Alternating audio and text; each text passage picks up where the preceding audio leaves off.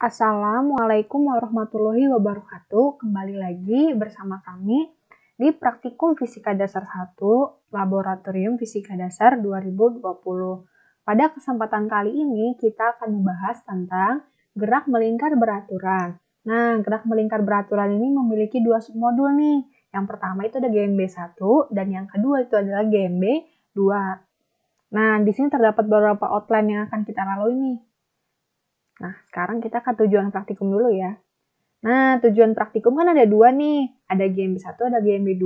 Kita ke GMB1 dulu ya. GMB1 itu memahami konsep gerak melingkar beraturan. GMB yang kedua itu menentukan besarnya gaya yang bekerja pada benda yang berputar. Jadi tujuan praktikum di GMB1 itu intinya kita ngapain? Yaitu menentukan besarnya gaya yang bekerja pada benda yang berputar ya. Nah, sekarang ke GMB2 nih. GMB2 itu yang pertama memahami konsep gerak melingkar beraturan. Yang kedua menentukan besarnya gaya yang bekerja pada benda yang berputar. Yang ketiga itu menentukan percepatan gravitasi atau G dengan menggunakan cairan yang berputar. Jadi kelihatan bedanya ya di antara GMB1 dan GMB2. Kalau GMB1 itu kita menentukan gaya yang bekerja. Kalau GMB2 kita menentukan gaya gravitasi. Nah, sekarang kita ke dasar teorinya dulu nih. Nah, dasar teori yang GMB pertama. Gerak melingkar merupakan gerak sebuah benda dengan lintasan berupa lengkungan atau lingkaran.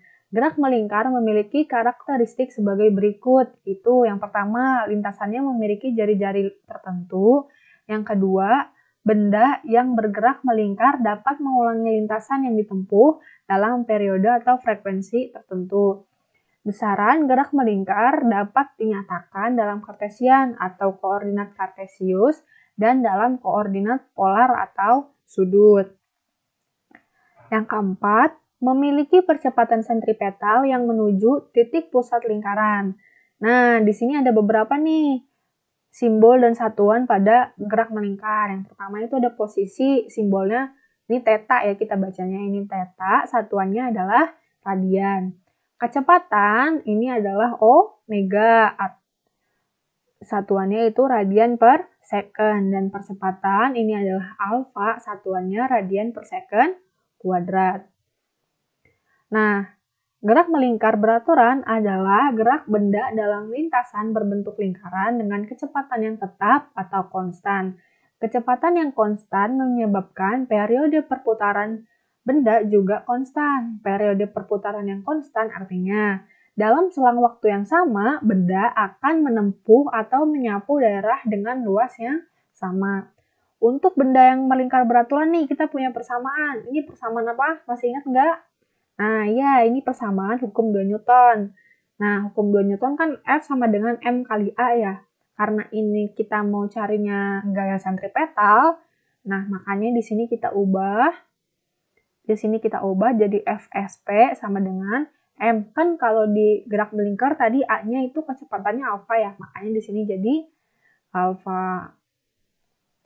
Nah, sekarang FSP-nya kita masukin nih substitusi FSP sama dengan min M omega kuadrat R. Nah, kita tahu kan bahwa rumus A itu ada atau alfa itu adalah omega kuadrat R. Nah, ini kenapa minus, Kak? Apanya? Kenapa minus? Karena kan dalam suatu lingkaran itu kita memiliki dua gaya ya. Yang pertama itu gaya sentripetal dan yang kedua itu gaya sentrifugal.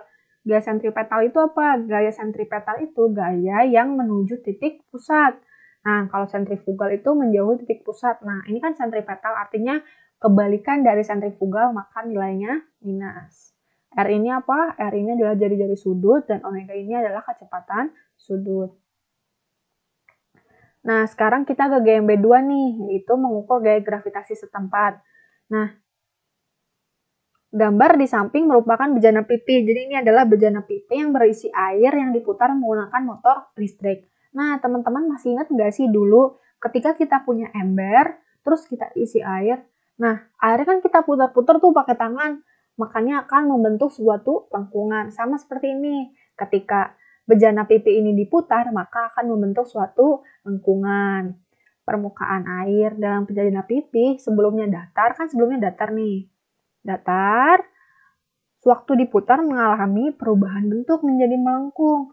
Nah, hal tersebut kenapa sih bisa kayak gitu? Yang pertama, karena ada gaya sentripetal sebesar dm omega kuadrat r dan gaya gravitasi sebesar dmg. Nah, persamaan lengkungan permukaan air dapat dinyatakan dengan Y sama dengan omega kuadrat per 2G X kuadrat min omega kuadrat per 6G A kuadrat. Nah, sekarang kita ke alat dan bahan ya. Alat dan bahan yang pertama itu ada gaya sentripetal pada tali. Nah, yang pertama itu ada motor listrik dengan unit pengaju laju sudut atau speed control. Yang kedua itu ada dinamometer. Yang ketiga ada stopwatch. Yang keempat laser. Kelima tiang berskala. Dan ini yang paling penting adalah alat gaya sentripetal. Jadi alat gaya sentripetal ini ada beberapa komponen nih. Di sini ada M. M itu apa? Massa ya. Di sini ada massa, di sini ada cermin, dan di sini ada panjang tali nih dari sini sampai sini yang menghubungkan antara cermin dan beban berat. Yang kedua, nih GMB kedua itu adalah yang pertama motor listriknya sama ya dengan unit pengontrol laju sudut. Yang kedua dinamometer, yang ketiga bejana pipih plastik, dan yang keempat terakhir adalah stopwatch.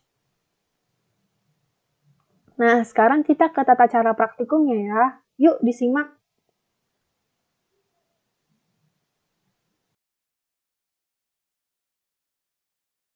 Sekarang kita jelaskan dulu ya alat-alatnya ada apa aja. Yang pertama itu ada dinamometer. Yang kedua ada stopwatch. Yang ketiga ada penggaris sepanjang 30 cm. Yang keempat ada speed control. Yang kelima ada motor listrik. Yang keenam ada alat gaya sentripetal. Yang ketujuh ada laser dengan lengkap dengan satu dayanya. Yang kedelapan ada tiang berskala.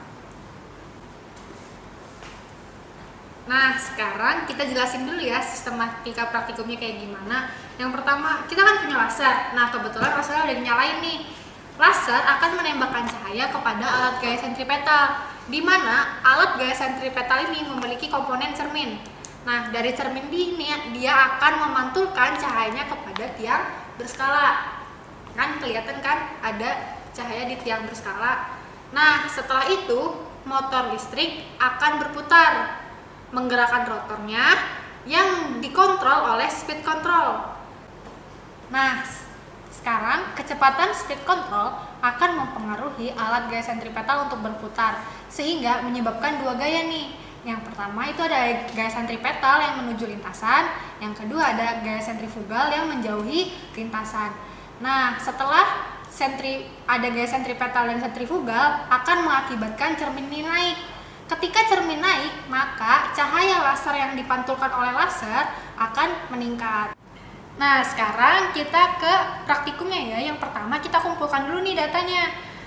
Pertama kita mengukur jari-jarinya, menggunakan penggaris. Didapat jari-jari dari alat gaya sentripetal ini adalah 20 cm. Nah, yang kedua, kita ukur massa dari alat gaya sentripetal menggunakan dinamometer. Dinamometer ini berfungsi untuk mengukur gaya. Nah, karena berfungsi untuk mengukur gaya, maka kita ukur massa ini menggunakan gaya berat.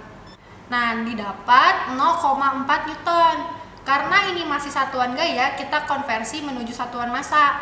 Caranya kayak gimana? Caranya 0,4 Newton dibagi 10 meter per second kuadrat. Itu adalah satuan gravitasi.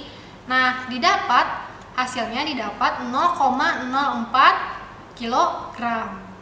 Maka masanya 0,04 kg. Nah, sekarang kita tentukan dulu nih batas awal sama batas akhirnya. Kita lihat ya, batas akhirnya menggunakan dinamometer. Nah, didapat batas akhirnya adalah 48 cm. Itu batas akhir. Batas akhirnya adalah 47 cm dan batas awalnya adalah 59,5 cm. Nah, setelah kita menentukan batas awal dan batas akhir, kita putar ya.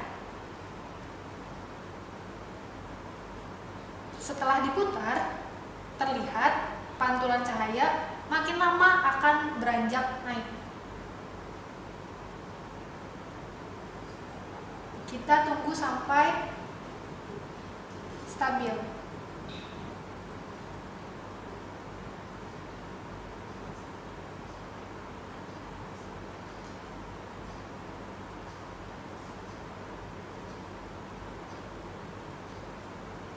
Nah, didapat nih cahaya yang dipantulkan stabil di angka 50 cm.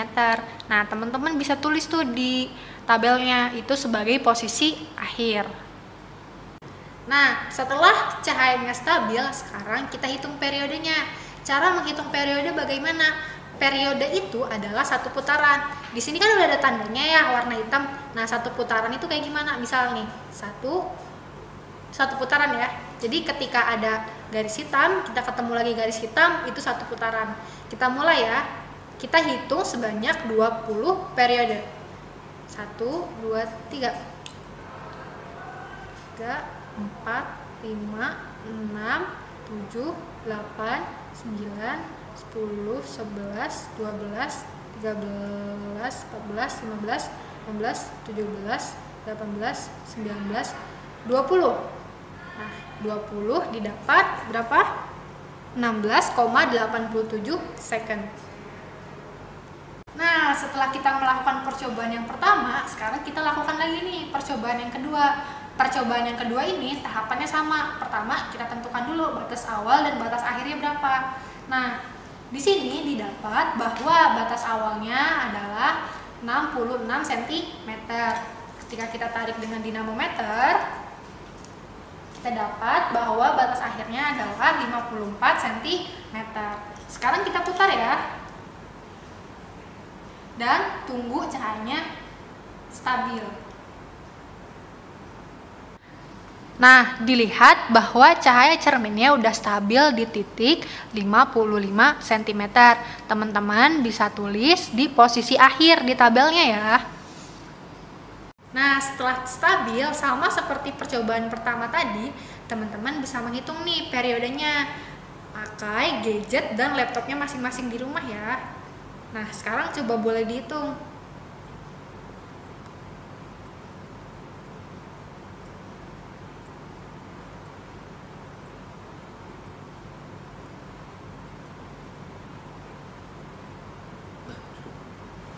Nah, sekarang kita lakukan percobaan yang terakhir nih, yang ketiga. Prosesnya masih sama, kita tentukan dulu batas awal dan batas akhirnya. Kita lihat ya, di sini didapat bahwa batas awalnya itu adalah 60 cm. Kita lakukan dengan dinamometer. Nah, didapat batas akhirnya itu adalah 46 cm. Sekarang kita putar ya. Setelah diputar, kita tunggu cahayanya sampai stabil. Nah, di percobaan ketiga ini didapat cahaya stabil di angka 51,5 cm. Sekarang kita percobaan yang ketiga ya, sama seperti percobaan pertama dan percobaan kedua. Teman-teman ngitung nih, berapa waktunya yang dibutuhkan untuk 20 periode. Kita hitung ya, dimulai dari sekarang.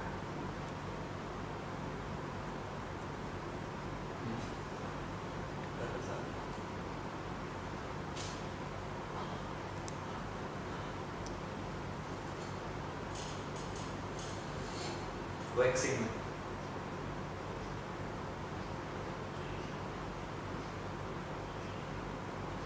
Nah, setelah melakukan percobaan yang F percobaan, sekarang kita isi tabel yang F dinamometer. Caranya kayak gimana?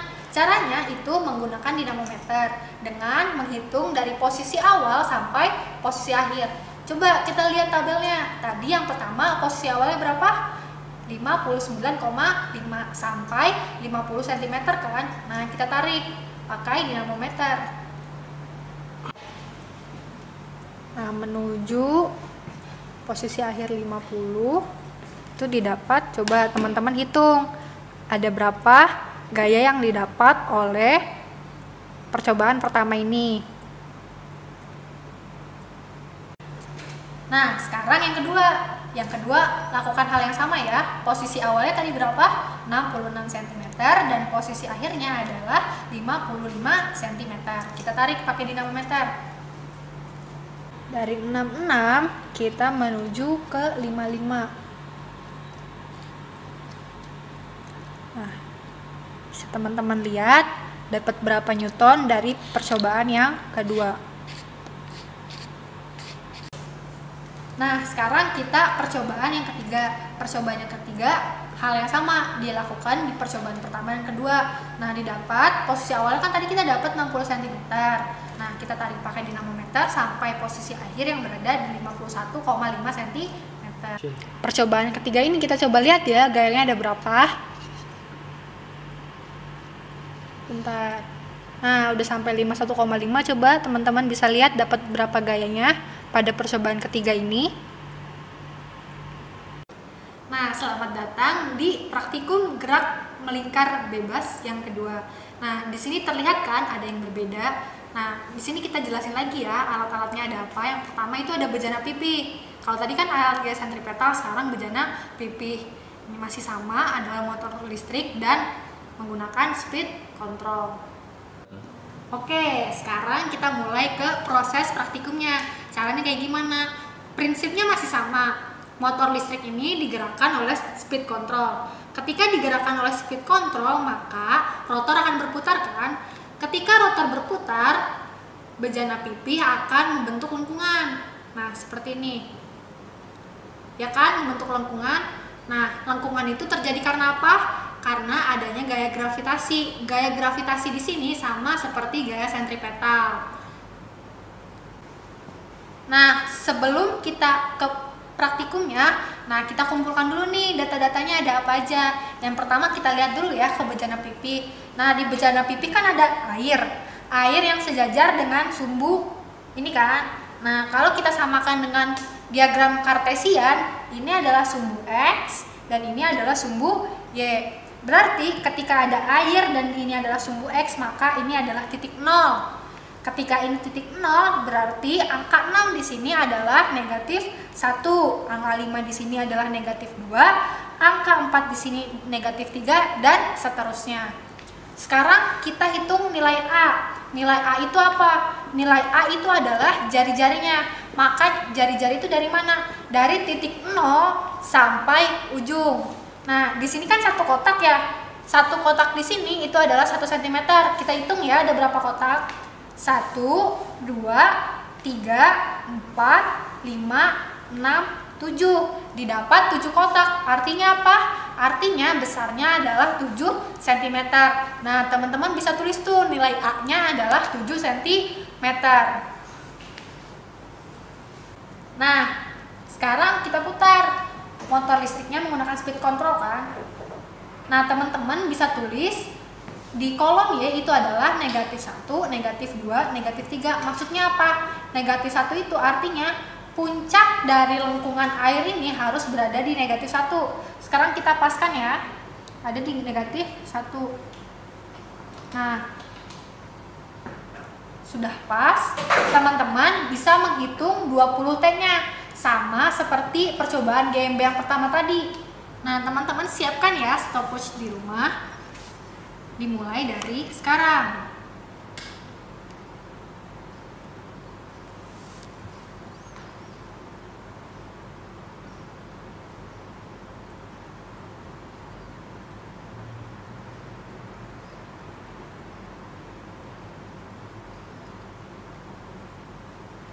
Sudah. Nah, sekarang kita masuk nih ke percobaan yang kedua. Percobaan yang kedua kan kita masukin Y-nya -2. Artinya titik puncak lengkungan air harus berada di angka -2. Ini udah sampai -2 nih. Sekarang kita hitung ya berapa waktu yang dibutuhkan untuk 20 periode. Kita hitung ya.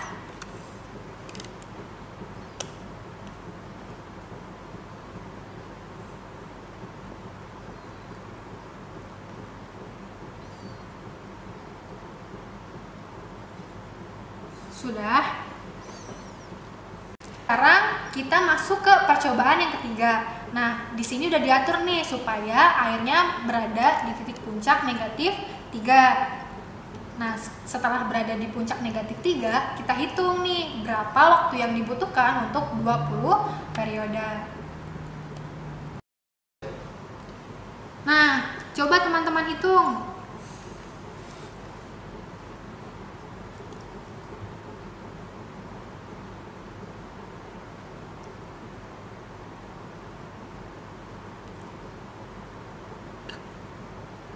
Selesai. Terima kasih ya udah mengikuti praktikum gerak melingkar ini sampai akhir. Semoga ilmu yang didapat hari ini bisa bermanfaat di teman-teman. Sampai jumpa di praktikum selanjutnya.